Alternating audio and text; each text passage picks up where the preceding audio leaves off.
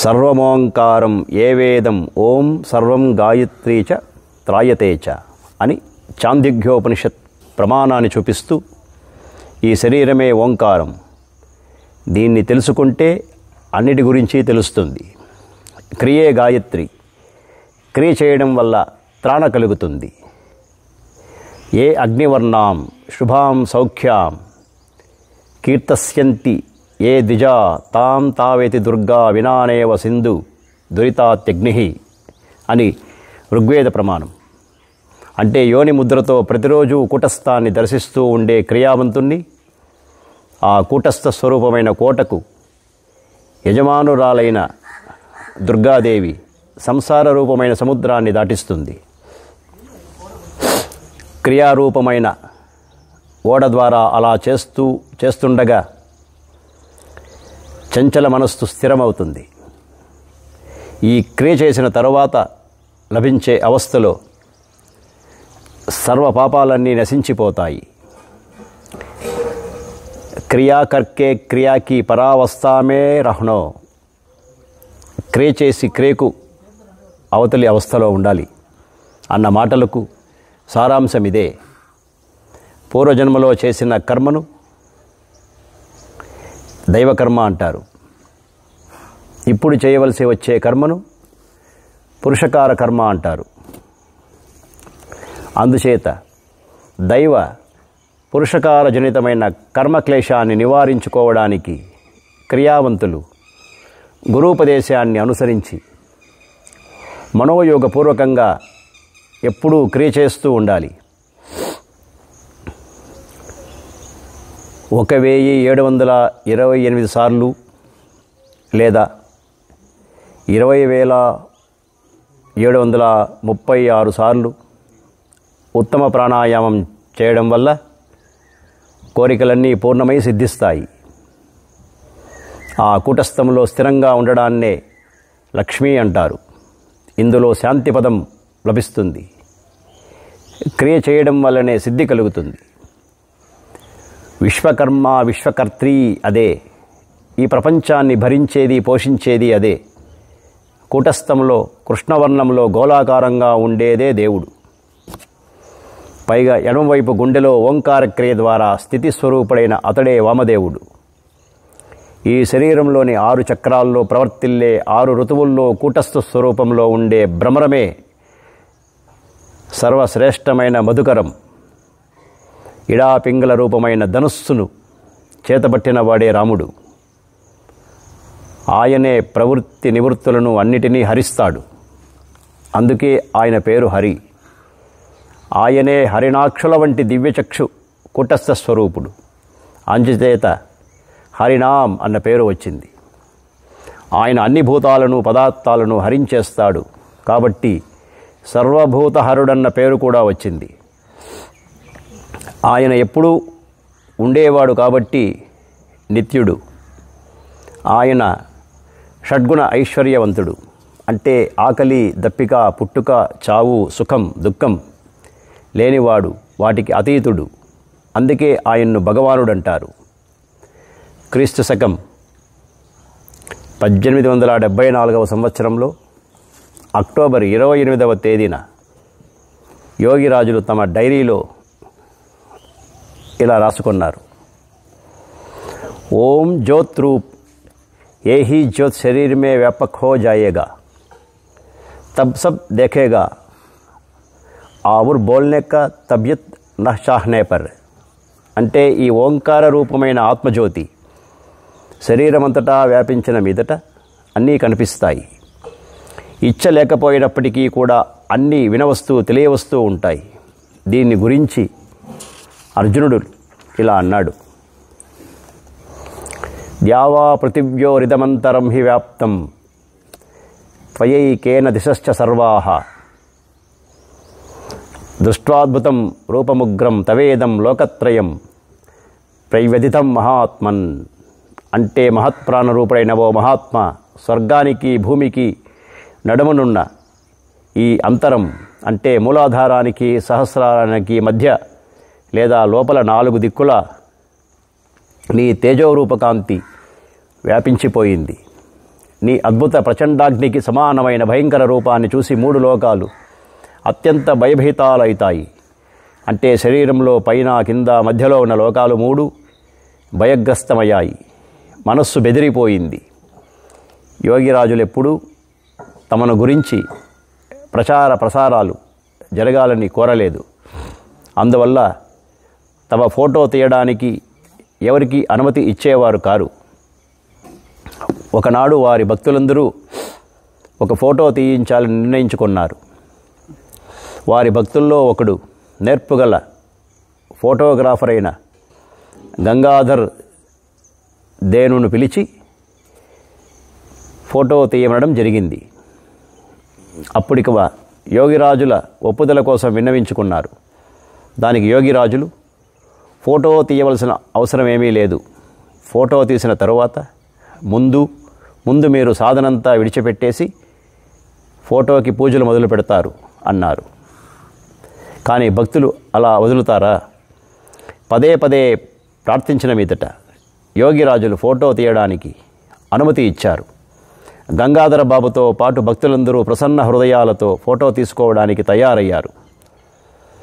యోగిరాజులు camera ఎదుటికి వెళ్ళి చిన్నపిల్లల మాదిరిగా కెమెరాలోని భాగాలన్నింటినీ గురించి తెలుసుకోవడం మొదలుపెట్టారు. గంగాధర బాబు ఎంతో ఉత్సాహంతో కెమెరా భాగాలన్నీ చూపిస్తూ వాటికి సంబంధించిన విషయాలన్నీ చెప్పడం మొదలుపెట్టారు. కానీ ఫోటో తీసేటప్పుడు గంగాధర బాబుకు పెద్ద చిక్కు వచ్చి పడింది. కెమెరా లెన్స్లో యోగిరాజుల రూపమే కనిపించడం లేదు. కెమెరాలో ఏదో లోపం ఉందని అనుకున్నాడు. కానీ పరీక్ష చేసి చూడగా లెన్సులో తక్కిన వాళ్ళ బొమ్మలు బాగానే కనిపిస్తున్నాయి. ఇంతలో గంగాధర బాబుకు రహస్యమంతా తెలిసి వచ్చింది. యోగిరాజులు ముసిముసి నవ్వుకోవడం కనిపించింది. ఈసారి గంగాధర బాబు చేతులు జోడించి ప్రార్థించాడు. మీరు దయ తలచకపోతే ఫోటో రాదండి, భక్తుల కోరిక కూడా నెరవేరదండి అన్నాడు. ఈసారి యోగిరాజులు నవ్వుతూ ఫోటో తీయి అన్నారు. ఈ మాట లెన్సులో వారి బొమ్మ స్పష్టంగా ప్రతిఫలించింది. ఇప్పుడు వారి అనుయాయుల్లో లేదా భక్తుల్లో లక్షలాది మంది దగ్గర కనిపించే బొమ్మ ఆనాడు గంగాధర్ దే తీసిన ఫోటోనే. ఇది తప్ప వారికి మరో ఫోటో ఏది తీయడం జరగలేదు. కానీ ఆశ్చర్యం ఏమిటంటే ఎక్కడ ఏ దుకాణంలోనూ వారి బొమ్మ దొరకదు. బహుశా ప్రసారాలకు వారు విముఖులు కావడం వల్లనే ఈ విధమైన గోప్యం నిలుపుతున్నారు. యోగిరాజుల శరీరం ఎంత అందంగా ఉండేదోనని సహజంగానే అనిపిస్తుంది వారి ఫోటో చూసినప్పుడు. యోగికి సహజమైన దేహం వారిది. వారి కళ్ళవైపు చూస్తే బ్రహ్మాండానంతని అత్యంత తీక్షణంగా చూస్తున్నట్లు ఉంటుంది. వారు శాంభవీ ముద్రాస్థితిలో ఉన్నారు. శ్యామాచరణులు సాధనలో సర్వోన్నత శిఖరాన్ని ఆరోహించి ఆర్షస్థితి పొంది ఉన్నప్పటికీ కూడా ఎప్పుడూ సహజత్వము సరళత్వము ఉట్టిపడే విధంగానే జీవనం గడుపుతూ ఉండేవారు. వారి వేషభాషలు చాలా సాధారణమైనవి. స్వల్ప భాషలు, మధుర భాషలు అయిన శ్యామాచరణులు ఏదో ప్రయోజనం లేనిదే యోగ విభూతిపరమైన ఐశ్వర్యాన్ని ఎన్నడూ వ్యక్తం చేసేవారు కారు. అప్పుడప్పుడు చూపించిన లీలలు కూడా భక్తుల్లో విశ్వాసం దృఢపరచాలన్న ఉద్దేశంతో కనపరిచిన యోగపరమైన అలౌకిక చర్యలే. ఆధ్యాత్మశక్తికి ముఖ్య స్రోతస్సుగా ప్రతిష్ఠితులై ఉండి కూడా యోగిరాజులు తమను చాలా క్షుద్రులుగా లేదా అకించనులుగా భావించుకుంటూ ఉండేవారు. భక్తులకు కూడా దీన్నే ఉపదేశిస్తూ వారు ఇలా అనేవారు: తనను తాను క్షుద్రుడిగా అంటే చిన్నవాడిగా భావించుకోనట్లయితే ఆత్మరాజ్యంలోకి ప్రవేశం దొరకదు. చాలాసార్లు భక్తులకు ఇలా చెబుతుండేవారు: నేను గురువును కాను, గురు శిష్యుల మధ్య తేడా ఏమీ ఉంచను. ఆ కాలంలో యోగిరాజుల ఆధ్యాత్మిక శక్తి తాలూకు ఉన్నత శిఖరం మీద ఉండేవారు. తమ ఆధ్యాత్మిక శక్తి ద్వారా మానవ కళ్యాణం కోసం పతిత పావనుల భూమికలో ప్రతిష్ఠితులయ్యారు. ఇంతేకాకుండా వారిలో ఉన్న మరో శక్తి కూడా ఏమిటంటే, కేవలం వారి దర్శనం చేసుకున్నంత మాత్రాన ప్రజల్లో ఆధ్యాత్మికమైన మార్పు వస్తూ ఉండేది. అనేక మంది సాధు సన్యాసులు రాత్రివేళ గాఢ ఏకాంతంలో వారి చరణ సన్నిధిని కూర్చొని దృశ్యమైన యోగ సాధనలో శిక్షణ పొంది వేకోవేళ వెళ్ళిపోతుండేవారు. ఈ ప్రకారంగా వారు నిద్రలేని రాత్రులు ఎన్నో గడిపారు. ఇందువల్ల వారు ఎన్నడూ నిరుత్సాహం కానీ పాలుమాలిక కానీ కనబరచలేదు. విచారమన్నది వారి ఛాయకే రాలేదు. ఎప్పుడూ ప్రసన్నంగా ప్రఫుల్లంగా వచ్చిన భక్తుల కోరిక నెరవేర్చే ప్రయత్నం చేస్తుండేవారు. ఆ సమయంలో వారు కరుణ రూపుకట్టినట్లు ఉండేవారు. మనుషుల్లో ఎక్కువ తక్కువలెన్నడూ చూసేవారు కారు. భక్తుల యోగక్షేమాలు స్వయంగా తెలుసుకుంటూ వాళ్ళ మీద నిర్హేతుక కృపాదృష్టి ప్రసరిస్తూ ఉండేవారు. యోగిరాజుల ఇంటికి కొద్ది దూరంలో గ్వాలా జయపాల్ భగత్ అనే అతనికి పాలు పెరుగు అమ్మే దుకాణం ఉండేది. అతను రోజంతా కూర్చుని పాలు పెరుగు అమ్ముతూ యోగిరాజ మహారాజుల ఇంటికి ప్రతిరోజు ఎంతమంది వస్తుంటారో వెళ్తుంటారో చూస్తుండేవాడు. ఎంతమంది ఆయన కృప వల్ల ధనులవుతున్నారో. మహారాజుల మీద జైపాలుడికి గాఢమైన గౌరవం ఉండేది. తనలాంటి మామూలు మనిషికి యోగిరాజుల కృప లభిస్తుందా అని అనుకుంటూ ఉండేవాడు. కానీ సాహసించి ఏమీ చెప్పలేకపోతుండేవాడు. ఒకనాడు జయపాలుడు రోడ్డు మీద వెళ్తున్నాడు. హఠాత్తుగా యోగిరాజులు ఎదురుగా వస్తుండటం చూసి భక్తిపూర్వకమైన వినమ్రతతో వారికి ప్రణామం చేసి దారిపక్క నిలుచుకున్నాడు. మహారాజులు తిరిగి నమస్కరించి కొద్దిగా చిరునవ్వు చిందిస్తూ, జైపాల్, నువ్వు రేపు వస్తే నీకు దీక్ష ఇస్తాను అన్నారు.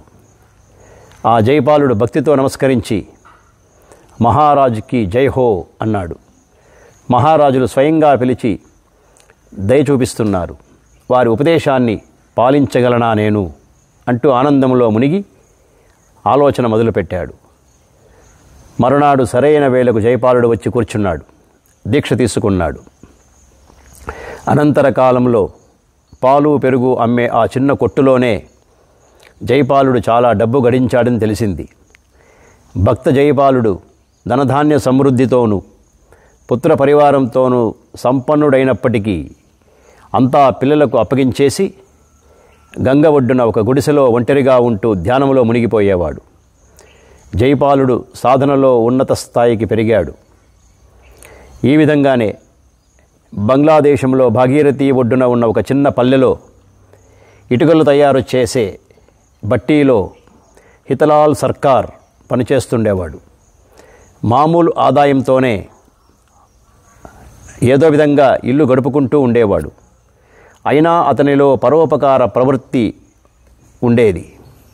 ఎవరైనా బీదవాళ్ళు బాధల్లో ఉన్నవాళ్ళు ఏదైనా అడిగితే తన కుటుంబానికి ఉన్న కష్టాలన్నిటినీ మరచి వెంటనే తన శక్తి కొద్దీ దాన ధర్మాలు చేస్తుండేవాడు.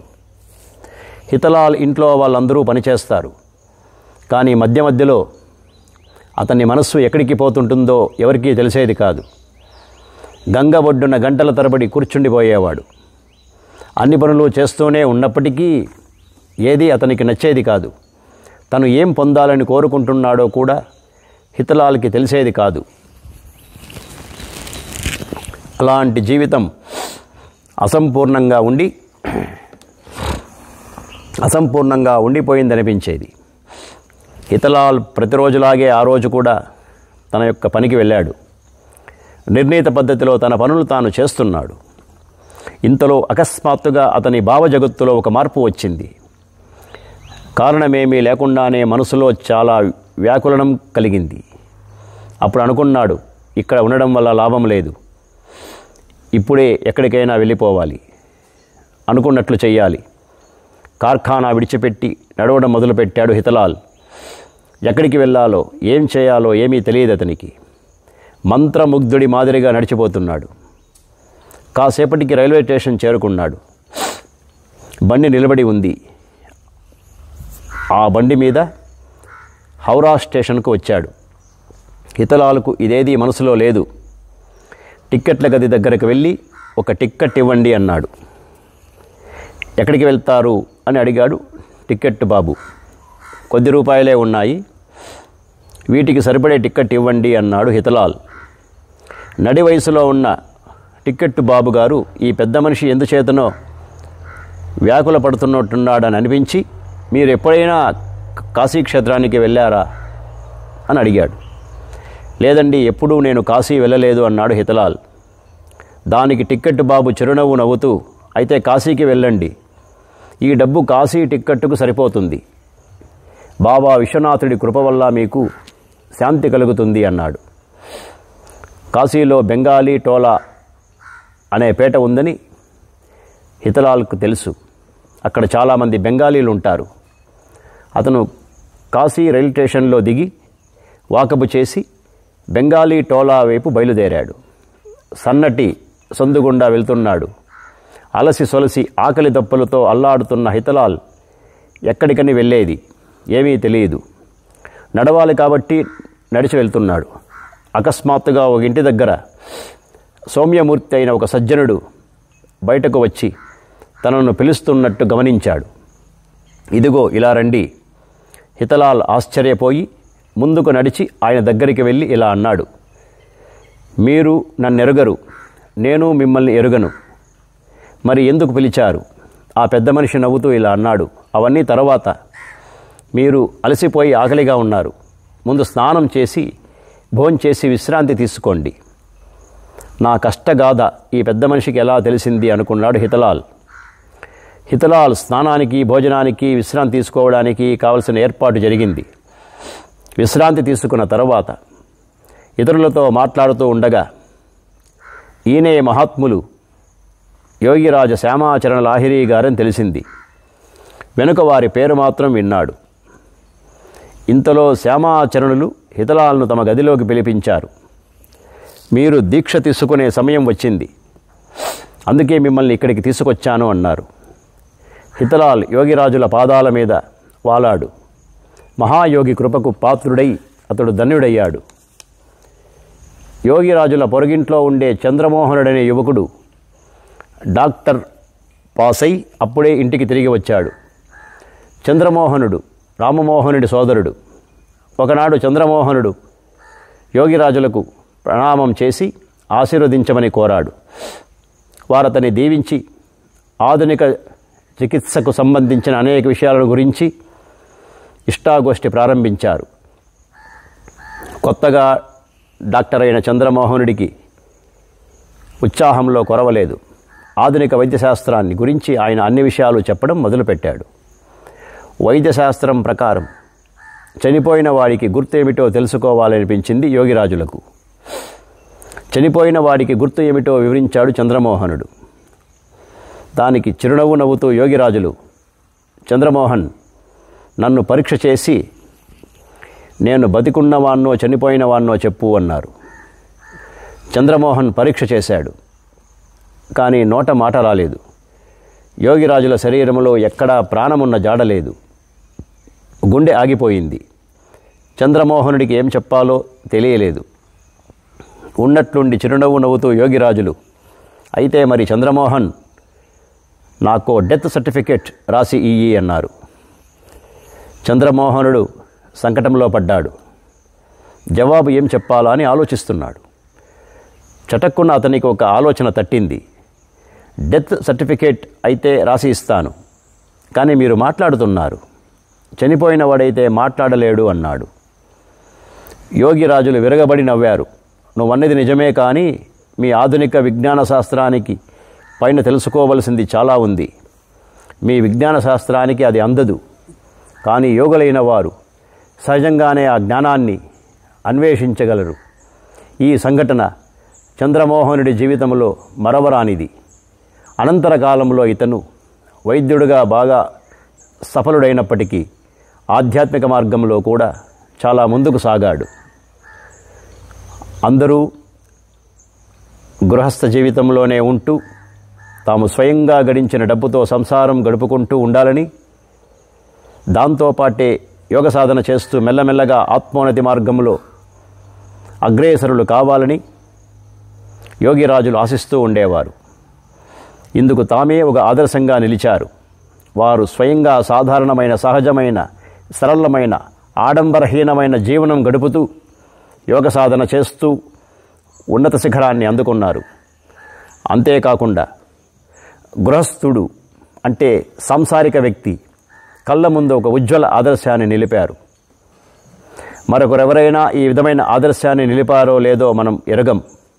సంసారంలో ఉంటూ సాధన, భజన చేయడానికి వ్యవధి చిక్కదని ఎవరైనా ఫిర్యాదు చేసినట్లయితే వారు ఒప్పుకునేవారు కాదు. పైపెచ్చు ఎవరికైనా ఈశ్వర సాధన చేయాలన్న మంచి కోరిక గల సంస్కారం నిజంగా ఉన్నట్లయితే అతను సంసారపు బాదరబందీలో మునిగి ఉన్నప్పటికీ సాధన చేయగలుగుతాడని వారు అంటుండేవారు. ఇతరుల మీద ఆధారపడి బతికే ప్రవృత్తిని వారు ఎన్నడూ సమర్థించేవారు కాదు. సొంత సంపాదన లేని ఆధునిక మానవుడు ఆర్థిక సమస్యలతో సతమతమయ్యే సమాజం మీద ఆధారపడిసి వస్తుందని వారికి తెలుసు. ఇందువల్లే వారు ప్రాచీన యోగుల కఠోర ఆదర్శాలకు అనుమోదం తెలుపలేదు. తమ ఇళ్లలో తాము గోప్యంగా సాధన చేసుకునే యోగుల సుఖ సౌకర్యాల పట్లనే వారికి ఆసక్తి ఎక్కువగా ఉండేది.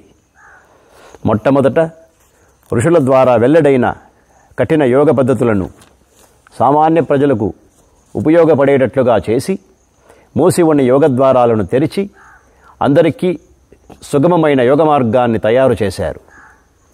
బలహీనుడైన ఆధునిక మానవుడి విషయంలో ప్రాచీన యోగం తాలూకు కఠోర సాధన సంభవం కాదని వారికి తెలుసు. ఇందుకే అందులోని ప్రాచీనమైన చిక్కులు విడదీసి సర్వసాధారణ ప్రజలకు అనుకూలంగా దాన్ని ప్రత్యక్ష ఫలప్రదము, నిరాడంబరము, సహజము, సాధ్యము, అత్యంత సరళము అయిన యోగ సాధనా రూపంలో పరివర్తితం చేశారు. వారు ఈ ప్రయత్నం చేయక పూర్వం ప్రాచీన కఠోర యోగ సాధన సర్వసాధారణులకు అసంభవంగా కనిపించేది. ఈ యుగంలో వారే మొట్టమొదటిసారిగా ఈ కఠోర ప్రాచీన యోగ సాధనను ఉపయోగకరం చేశారు. అందరికీ మేలు చేకూర్చేదానిగా చేశారు. ఆయన పడ్డ ఈ శ్రమ మానవ సమాజం మరవరానిదిగా నిలుస్తుంది. ఈ శ్రమ మానవ సమాజాన్ని ఆత్మానుసంధాన దిశలో ఉన్నత స్థాయిలో నిలిపింది. మన ప్రాచీన ఋషులు కూడా యోగసిద్ధులైన ముక్త పురుషులు. వారు కూడా సంసార జీవితంలో ఉంటూ వైవాహిక జీవితం గడుపుతూ వర్ణాశ్రమ విధిని అనుసరించి యోగయుక్త స్థితిలో ఉండి అన్ని పనులు నెరవేర్చుకుంటూ ఉండేవారు. ఇదే భారతీయ సాంస్కృతిక స్రవంతి. ఈ కాలం వాడు భక్తి మార్గంలో సాధన చేయడం చాలా కష్టమని గృహస్థ యోగులైన శ్యామాచరణులు అంటుండేవారు. సమస్యలతో సతమతమవుతూ రోగగ్రస్తమై ఉన్న సమాజంలో, ఆధునిక విశ్వాసహీనతలోనూ విలాసతలోనూ ముడిపడి ఉన్న సమాజంలో నిజానికి భక్తిపరులైన వ్యక్తులు తక్కువే ఉన్నారు. అందువల్ల వారు ప్రజల మనస్సులకు సహజము, సరళము, నిరాడంబరము అయిన యోగ సాధన పట్ల ఆకర్షణ కలిగేటట్టు చేస్తూ ఈ యుగానికి అనుకూలము, ఉపయోగకరము అయిన సహజ యోగ సాధన గణిత శాస్త్రం మాదిరిగా పూర్తిగా భ్రాంతిరహితమైనదని చెబుతూ ఉండేవారు. దీంట్లో చిక్కులేవీ లేవు. ఎందువలనంటే కుల సంప్రదాయాల్ని, మతాన్ని పక్కకు పెట్టి ఎవరైనా దీన్ని సాధన చేయగలుగుతారు. మానవ ప్రేమికులైన శ్యామాచరణులు ఈ విధంగా సమాజ కళ్యాణం పట్ల ఉత్సాహవంతులుగా, సేవావ్రతులుగా ఉండేవారు. ఆ రోజుల్లో కులభేదాల పట్టింపు చాలా ప్రబలంగా ఉండేది. యోగిరాజులు ఉన్నత బ్రాహ్మణ కులంలో పుట్టినవారు. ఆ రోజుల్లో బ్రాహ్మణ కులంలో పుట్టినవాడికి కులభేదాలని పట్టించుకోకుండా వ్యవహరించడం చాలా కఠినంగా ఉండేది. ఈ విధంగా కులభేదాల పట్టింపు లేకుండా వ్యతిరేకంగా నడిచేవాన్ని సమాజం దండిస్తూ ఉండేది. అయినప్పటికీ యోగిరాజులు తమ సాధనాక్షేత్రంలో కులభేదాలనెన్నడూ పాటించేవారు కారని స్పష్టమవుతుంది. పరిగణిత కులానికి చెందిన వారిలో రామ్ ప్రసాద్ జయస్వాల్ గారొకరు. ఆయన వకీలు పని చేస్తుండేవారు. యోగిరాజుల సమక్షంలో కూర్చుని వారి ఉపదేశాలకు చెవులొగ్గి వినేవారిలో ఎక్కువ మంది బ్రాహ్మణులు. రాంప్రసాద్ గారు కూడా వారి పక్కన కూర్చుని ఉపదేశాలు వింటుండేవారు. రాంప్రసాద్ గారు ఈ విధంగా చేయడం బ్రాహ్మణులకు అసంతృష్టి కలిగించింది. ఒకనాడు స్పష్టంగా చెప్పారు కూడా. కానీ జయస్వాల్ ప్రతివాదమేమీ చేయకుండా భక్త సులభ చిత్తంతో మౌనం వహించి ఉన్నారు. కొన్నాళ్ళ తర్వాత యోగిరాజులు జయస్వాల్ను పిలిచి, నేను కూర్చున్న ఆసనం మీద మీరు కూర్చోండి అని తమ ఆసనం మీద కాస్త పక్కకు జరిగి కూర్చున్నారు. కానీ జయస్వాల్ మనస్సులో గురుమహారాజుల ఆసనం మీద తాను కూర్చోవడం ఎలా సాధ్యం అని అనిపించింది. అక్కడున్న శిష్యుల్లో రాయ్ బహదూర్ గిరీష ప్రసన్న లాహిరి గారు ఒకరు ఉన్నారు. ఈ విషయంలో ఎక్కువ పట్టుదల చూపినవారు ఆయన. యోగిరాజులు ఇలా ఆదేశించడం విని ఆయన చాలా సిగ్గుపడిపోయారు. గురువుగారికి క్షమాపణ చెప్పుకున్నారు. జయస్వాల్ను దగ్గరికి లాక్కుని తమ పక్కన కూర్చోబెట్టుకున్నారు. ఈ విధంగా యోగిరాజులు వేదాలన్నిటినీ దూరం చేసి ఈశ్వర సాధన కోసం అందరికీ సమానమైన మర్యాద ఇస్తుండేవారు. అర్ధచంద్రాకారంగా గంగను చుట్టుకొని ఉన్న శివక్షేత్రం కాశీధామం ప్రాగ్ వైదిక కాలం నుంచి కూడా భారతవాసుల్ని ఆధ్యాత్మిక పథం వైపు ఆకర్షిస్తూనే ఉంది. భారతీయ సంస్కృతికి ధారకము వాహకము అయిన ఈ శివపురం ఈనాటికి సమానంగా క్రియాశీలకమై ఉంది. రాజమహారాజులు, సాధు సన్యాసులు, ఫకీర్లు అందరూ ఇక్కడికి వచ్చి భక్తి శ్రద్ధలు నివేదించుకుంటారు. వ్యాకులత చెందిన వారు తమ ప్రార్థనలను విశ్వనాథుడికి సన్నిధిలో వివరిస్తారు. ఇక్కడికి వచ్చిన మీదట అందరూ సమానులైపోతారు. ఆ కాలంలో కాశ్మీరును పాలించే రాజుగారు ఒకరు కాశీకి వచ్చారు. అంతకుముందే ఆయన గృహస్థ యోగులైన శ్యామాచరణుల గురించి విని ఉన్నారు. కాబట్టి యోగిరాజులను తాము ఎప్పుడు ఎలా కలుసుకోవచ్చునో తెలుసుకురమ్మని తమ రాజ్యంలో ఉన్నత పదవిలో ఉన్న ఒక ఉద్యోగిని ఒకరిని వారింటికి పంపారు. ఆ ఉద్యోగి వచ్చి రాజుగారి కోరికను యోగిరాజులకు విన్నవించినప్పుడు ఆయన ఇలా అన్నారు, రాత్రి 9 గంటలకు ఇక్కడ ఎవరూ ఉండరు. అప్పుడు రాజుగారు ఇక్కడికి ఒంటరిగా రావచ్చు. అవసరమైతే ఒక నమ్మకస్తుని వెంట తీసుకొని రావచ్చు. కానీ ఇక్కడికి వచ్చిన సంగతి రాజుగారు రహస్యంగా ఉంచాలి. అన్న సమయానికి రాజుగారు వచ్చారు. పరస్పర నమస్కారాలైన తరువాత యోగిరాజులతో ఇష్టాగోష్ఠి జరిపి ఆయన చాలా ప్రసన్నులయ్యారు. అయితే ఈ సమాగమ విషయం రహస్యంగా ఉంచాలడానికి కారణమేమిటని యోగిరాజులను అడిగారు. దానికి యోగిరాజులు ఇలా అన్నారు, మీరు రాజులు, మిమ్మల్ని అందరూ గుర్తుపడతారు. పగలు గనక వస్తే ఇక్కడ ఒక పెద్ద గుంపు పోగవుతుంది. అందుకే ఈ విషయం రహస్యంగా ఉంచమని చెప్పాను. రాజుగారు ప్రసన్న హృదయులై వారి దగ్గర దీక్ష తీసుకున్నారు. ఆనాటి నేపాల రాజు వర్ధమాన రాజు కూడా ఈ విధంగానే రహస్యంగా వచ్చి యోగిరాజులను కలుసుకుని వారి కృప పొంది ధన్యులయ్యారు. యోగిరాజులు తాము నిర్ధారించిన సాధనా మార్గములో అనేక క్రమాల్ని నిర్దేశించారు. సాధకుడు తన సాధన ద్వారా ఉच्चతమ స్థితిని పొందే విధాన్ని బట్టి సాధనలో ఉच्चతర క్రమాలను కూడా పొందుతాడు. ఈ నియమాన్ని వారు తమ జీవితకాలమంతా పాటించారు. భవిష్యత్ సాధకులు కూడా దీన్ని పాటించాలని విధించారు. క్రమభంగం గావించే సమస్యే లేదు.